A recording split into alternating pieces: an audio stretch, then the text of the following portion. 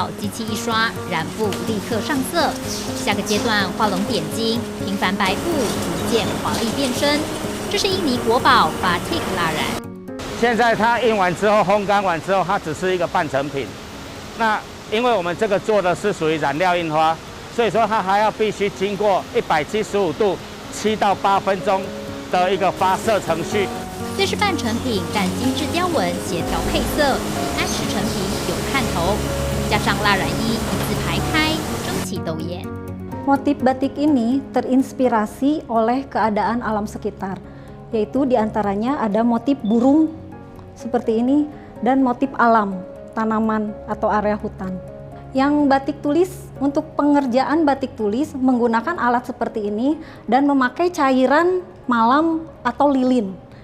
Jadi manual dibentuk seperti ini langsung digambar di atas kain sehingga bisa tembus langsung ke belakang. Nah, pengerjaan pasti lama dan harus punya skill dan art. Dan untuk batu cap yang seperti yang saya pakai， 手工蜡染工序繁复，得花上2-3个月制作，价钱也动辄上千上万台币，不少印尼人只能望而兴叹，却让来自台湾的科百官找到利基。因为用机器印，虽然品质跟手工有差异，但便宜快速，一件只要价几百块台币。平民市场，它越往金字塔的下面走，它就越宽，然后它这个人口就越多。好比说，以这个印尼的中产阶级来讲，2亿7千多万人口，目前可以勉强达到中产阶级的这个程度，可能会超过1亿7千万。那我们就直接过去那边了。产品定价虽低，但1亿7千万人只要能占到1%市场，利润就很惊人。而科百官除了蜡染、迷彩、素色，什么布都印。1个月平均生产600万码，约5400公里长的布，月营收近4000万台币。现在我们所看到的这一个机器，它是印花机，这一组它最主要是做毯子，那是属于这里印尼军人要使用的一个毯子。别看科百官工厂现在产能火力全开，当初他插旗中低价织品印染市场，其实是时势所趋。年轻时，他随父亲到印尼打拼，开织品印花厂，一度春风得意。谁知道1997年亚中金融风暴，印尼盾大贬值，工厂宣告关门。他为了生存，自行出来创业，但没资金、没人脉的他，只能从捡废料开始。那时候就是以收购一些NG 品、库存品的这些布料，在自己家里面的这个车库，再用4台裁缝机开始做。一开始在完全没有客户基础的情况之下，那我跟我太太也就带着自己的商品，然后在这个 outlet 去兜售。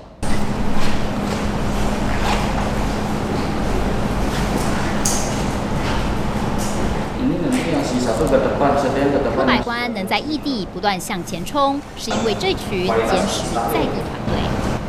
Untuk berjalankan lagi permintaan standar sama orang bisa sesuai.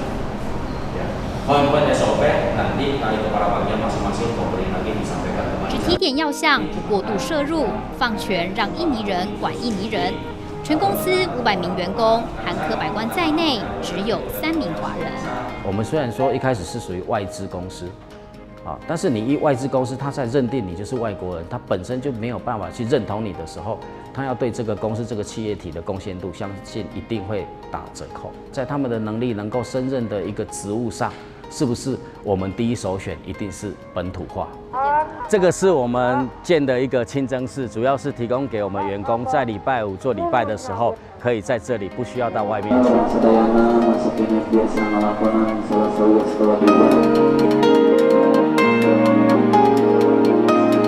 每个礼拜5主麻日是穆斯林一周大事，致力提升企业认同感。科百官没忘记宗教的力量。如果说把这个清真寺当然是自己的，他们有一个教义规定是，所有的收入的5%，他必须拿出来贡献。那他们就可以把它贡献在这里面，而且贡献在他们自己，贡献在他们所认同的一个清真寺里面。所以基本上他们就会无形中会有一个宗教的力量，让他们对我们工厂的一个认同度会更高。汉业15年来，员工自请离职率只有1%，何百官的努力看到成果。尽管大环境不断在变，传产纺织利润也不断在萎缩，但投入一辈子的市场已成为最熟悉的战场，持续在每个生产线穿梭，创造自己的一片天。